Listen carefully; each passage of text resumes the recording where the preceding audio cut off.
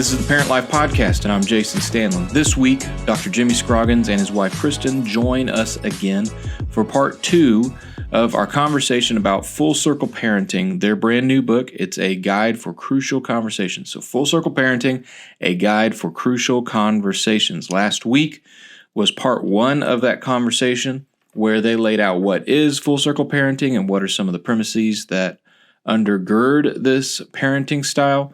But this week is going to be what are the examples. So specifically, we're going to go through 2 examples that show you how to actually walk through this. So Jimmy and Kristin, they've been married for about 25 years. They have 8 children. Jimmy is a pastor at Family Church in West Palm Beach, Florida. They're also Jacksonville area natives, and so we know the Scroggins family well here at Fruit Cove Baptist Church. Many of you listening are familiar with the Three Circles Gospel presentation. And if you tuned in last week, you actually heard the plot twist is that the Three Circles Gospel presentation started as a family counseling conversation guide. So for parents to kids or counselors to a couple having marital issues, any of those things, it started there. And from there, it actually grew into the Three Circles Gospel presentation that has now been picked up by No Place Left, NAM, and many others as a gospel presentation tool to use. And it's fantastic. So in their book, they talk about essentially the Three Circles Gospel presentation, but how to use it for crucial conversations. And again, the main areas are God's design, brokenness, and the good news of Jesus Christ. So all these are excellent tools. And again, last week was how to use the tool or the basics of the tool. This week is going to be some examples of how to do that. So let's jump back into this conversation. It's so crucial. It's so important. I absolutely love the conversation. And so let's just dive right back in. So let's use that a bit as a segue then, because some of the other chapters were somewhat exemplary where you say, okay, here's how full circle parenting works within a topic. But you also gave some really good principles with those topics as well. So bitterness and forgiveness was one of the example chapters. And so let's just go with some hypotheticals. If I'm a bitter, angry, unforgiving teenager towards someone who has hurt me or lied to me, cheated me, or something like that, how does the full circle conversation work its way out? Okay. Yeah, that's a great thing. I will just say, Jimmy, I think you should jump in on this one, and then I'll play back cleanup. How about that? Yeah, that's what she likes. She likes me to get going, and then she fixes it. Yeah. So one thing I would just say that if you have a Christian young person talking about this, bitterness is brokenness. Yeah. So bitterness is fool's gold, because bitterness makes you feel like you're actually holding someone else accountable. But what bitterness actually does is holds you prisoner to the sin of the other person. Wow. And so the only way to freedom is through forgiveness. And what's great about the gospel is if you're a believer in Christ and you've received forgiveness from Jesus, then you're obligated to extend that forgiveness to other people. And you say, yeah, but they haven't repented, or they haven't, asked for my forgiveness. They're not sorry. Well, the truth is that's what Romans 5:8 is saying. It's that while we were yet sinners, Christ died for us. In other words, Jesus died for us before we recognized our need for forgiveness, before we felt sorry for our sins, before we wanted forgiveness. Jesus already made provision for us to be forgiven. In a sense, he forgave us before we asked him. And so that's the model that we have. And so I think the best thing for people to do who are in the brokenness of bitterness is to make a choice to forgive the other person who has wronged them. But then I think we're pretty clear in the book, and I'd be clear in preaching on this, I'm sure you are too, is that forgiving someone does not mean that you forget. That is not true. Forgiveness is not forgetting. You will still remember, and you should. Forgiveness does not mean you open yourself up to the other person and you trust them again. They may not be worthy of trust. Forgiveness does not mean you put yourself in a position for the other person to hurt you again. Forgiveness does not require that. Forgiveness doesn't mean you take family vacations with the other person. Like, you don't have to do that. You don't have to be besties again. You don't have to be besties. you can forgive, and yet you can still, it also doesn't mean that the other person is exempt from consequences for what they've done. So if someone's committed a crime against you, you can forgive them and also tell the police at the same time. Forgiveness means that you are personally letting go of the personal responsibility to hold the other person spiritually accountable. You're letting go of that and giving that to God. That's why the Bible says, don't repay evil for evil. Vengeance is mine, says the Lord. So you hand this person, you release your sense of accountability to hold them spiritually accountable and give that to the Lord. But that doesn't mean that, for instance, if someone's committed a crime, you don't report it to the appropriate authorities. It doesn't mean that you just say, well, they hurt me once and I forgave them. Now I got to let them hurt me again. It's not true.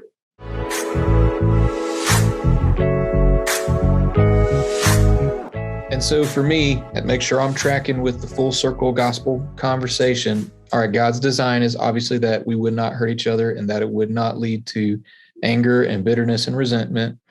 So that does lead us to brokenness because of sin against each other. But then this portion is just as Christ chose to forgive us before we even asked for it. So we should ask or give forgiveness to people, even if they never asked for it. And so that's how the full circle works, right? That's correct. But forgiveness and restoration are two different things. Yeah. Right. So in other words, I can forgive you, but if you're not repenting and you're not seeking to make things right through restitution, we're not going to be restored the way that we were. Mm-hmm. And until those things can happen. And there could be some things where there is no appropriate restitution.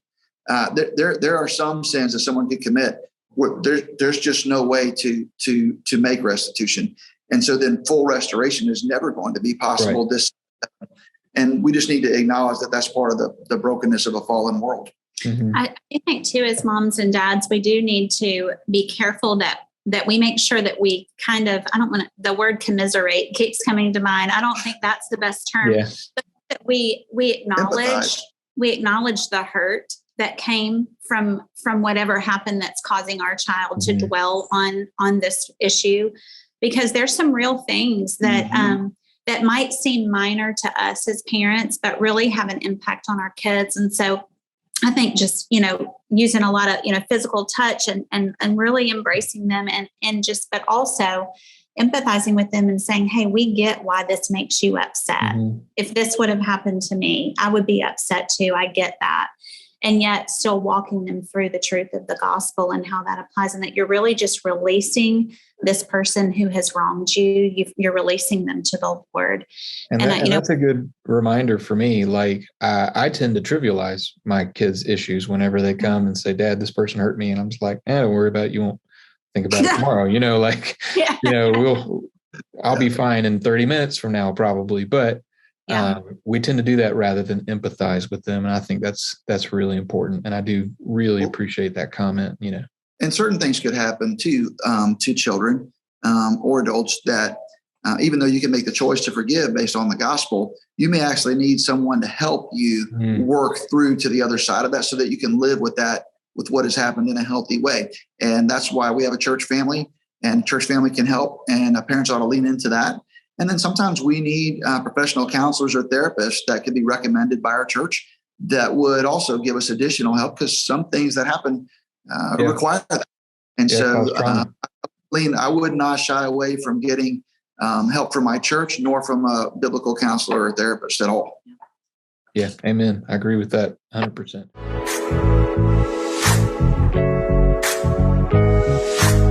So let's go to another example. And this will kind of be like our last one.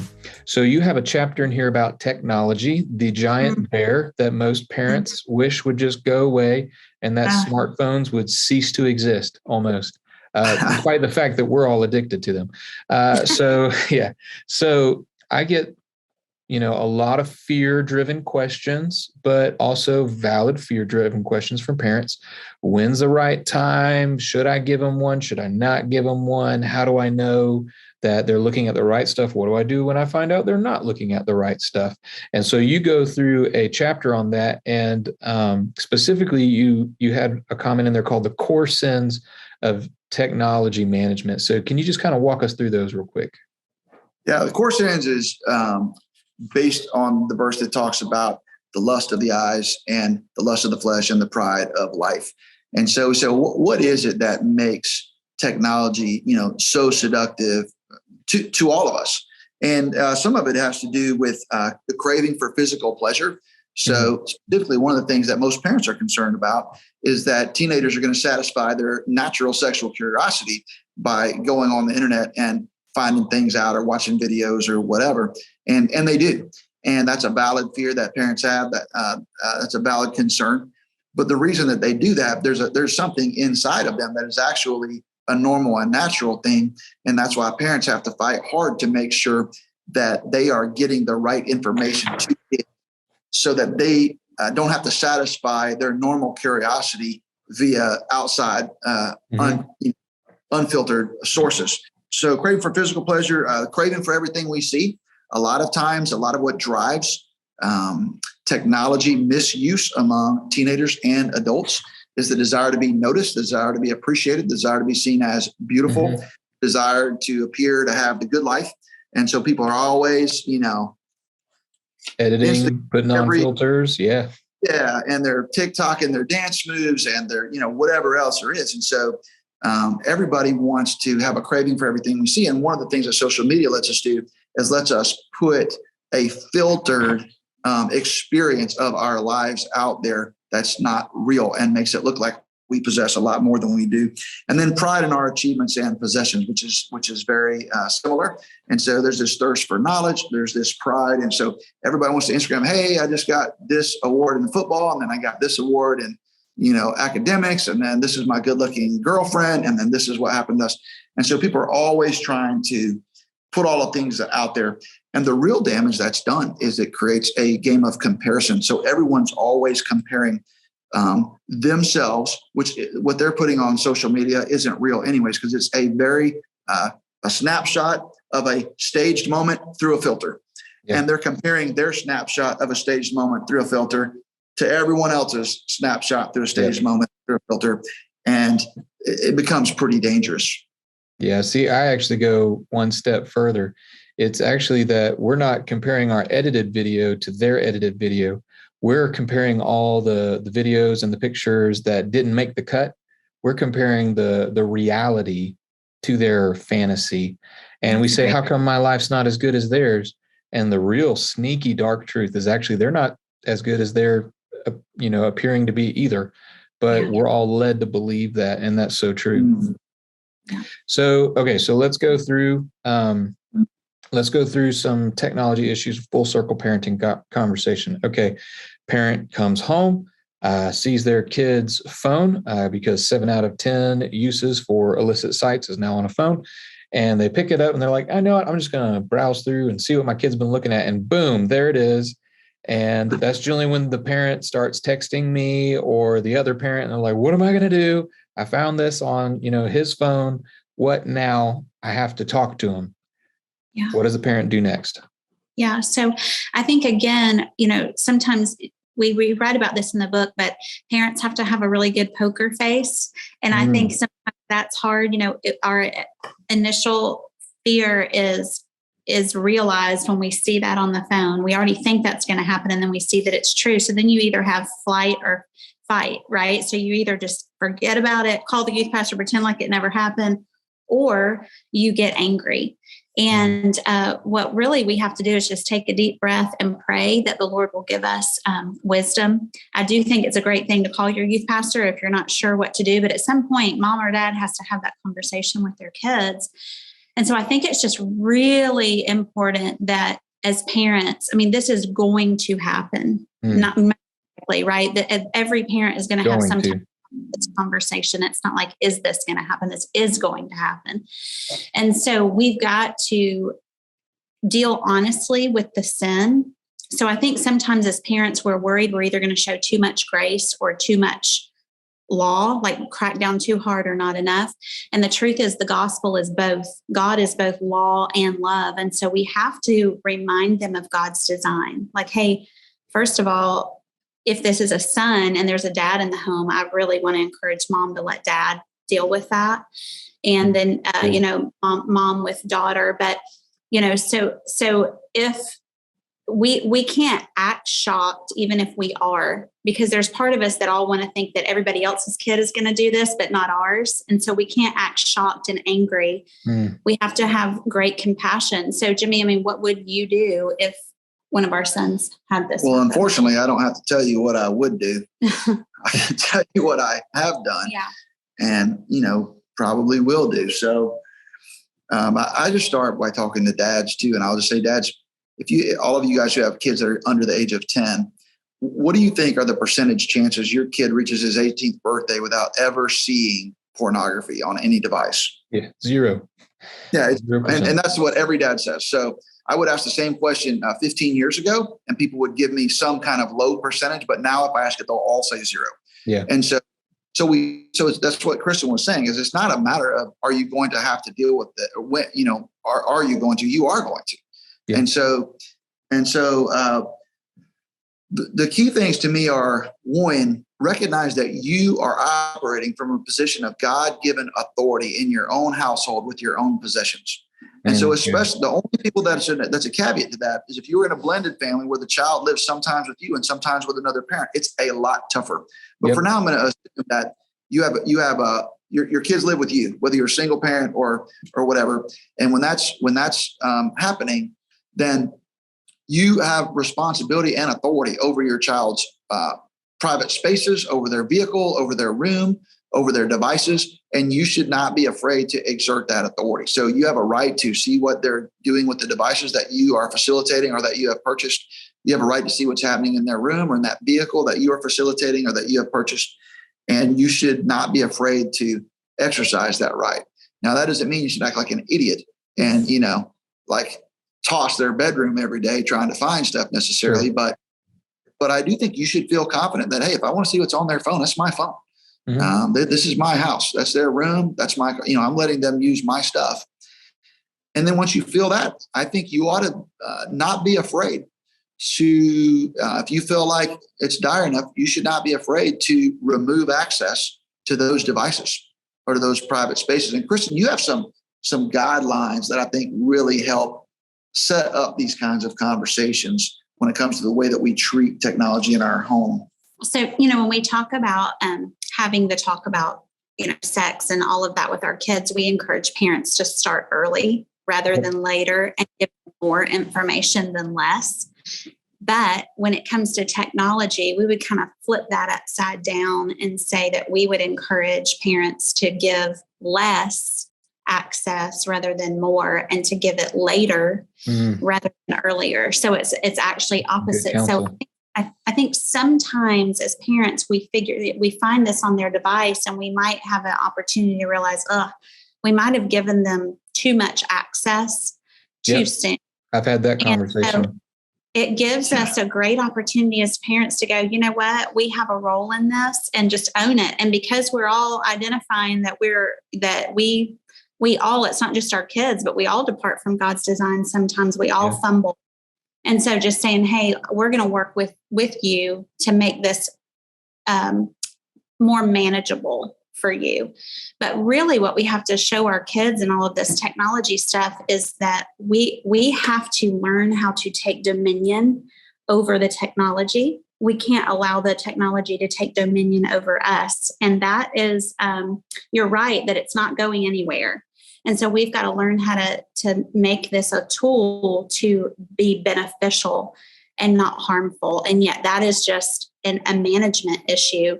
But we have to encourage our kids that, hey, this is not shocking. This is normal, but it's not acceptable because it's not part of God's design. And so it really doesn't have anything to do with YouTube or TikTok or Snapchat. It really has to do with our hearts and what are we craving and how are we feeding that. But anytime we talk about sexuality or technology or any of it as a Christian parent, we have to remind them that the end game in all of this and all of God's design is marriage.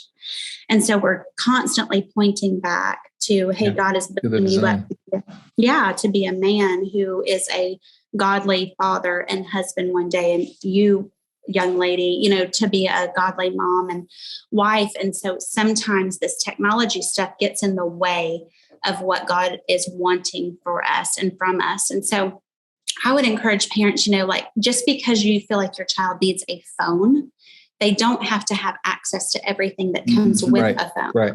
So your middle schooler doesn't necessarily need to have Snapchat, TikTok, all of that, just because they get on the bus and you want them to have a way to text you when they get home. Mm-hmm. Okay. They don't It's have to different. have everything. Yeah. And, obviously we would encourage people to not let them have things in private spaces. And, but part of that is a discipline of parents too, isn't it? Like, hey, if we're going to tell them to put their phones down, we've got to put ours down too. And so all of this is just a big fat opportunity to manage this resource that really we have in our homes, and we're going to have them, and it's going to continue to be so. I don't see the cell phone going away anytime soon.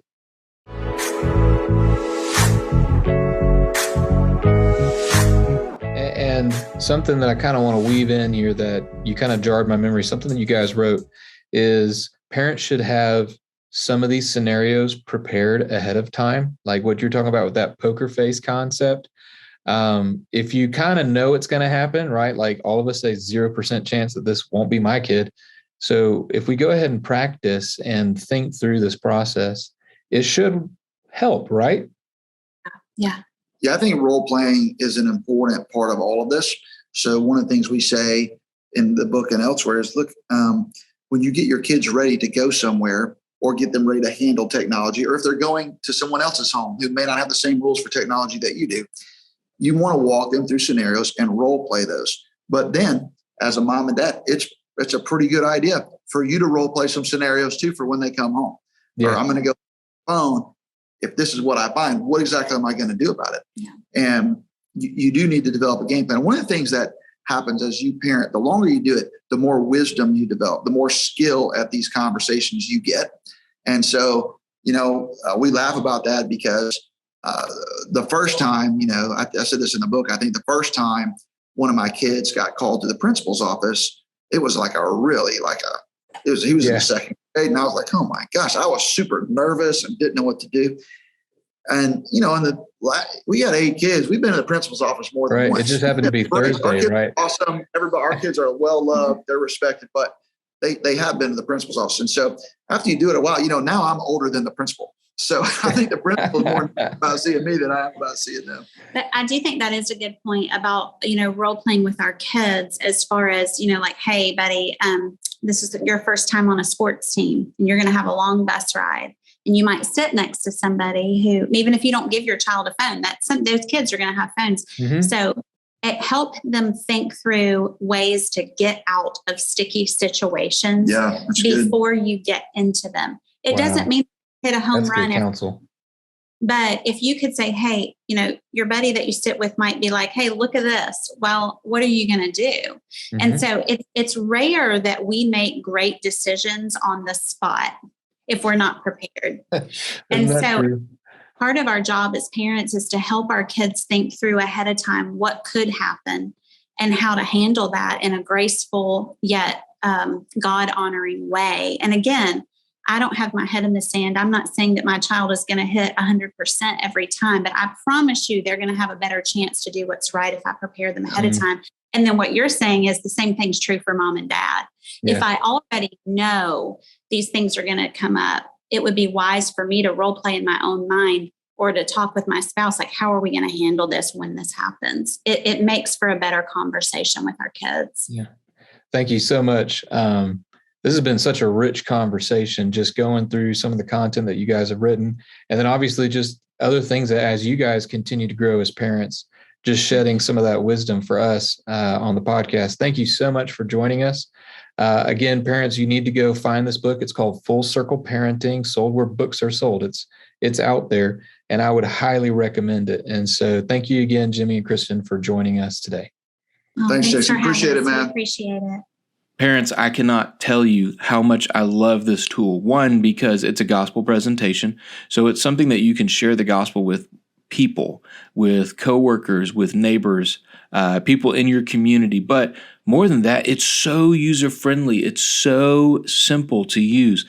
This gospel presentation that actually started as a family conversation guide, now available in Full Circle Parenting, I highly recommend just becoming familiar with the Three Circles Gospel Project. You can YouTube Three Circles Gospel Presentation, and a little tiny 2-minute video will show up, and you can just figure out the basic elements of how to learn this tool and use it immediately in your conversations. In today's conversation, we didn't even get into the topic of LGBTQ or any of the gender dysphoria issues that our kids are now facing. But just see how simplified this conversation is if you just follow, so what's brokenness? It's sin. What was God's design? Okay, not these things. Okay, so how did sin get us to where we're at?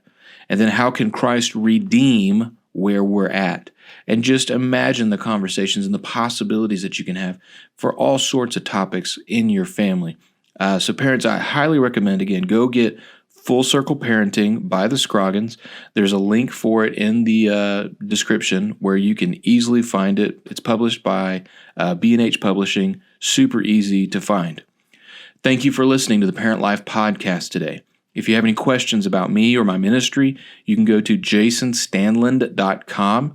For more information about Fruit Cove Baptist Church and her ministries, please go to Fruit Cove. That's fruitcove.com. The links are in the bio and the description. If you would like to submit a question or a response or interact with me here at the podcast, you can email me at parentlife, all one word, at fruitcove.com. May you be filled with the knowledge of His will in all spiritual wisdom and understanding. Colossians 1:9. See you guys next week.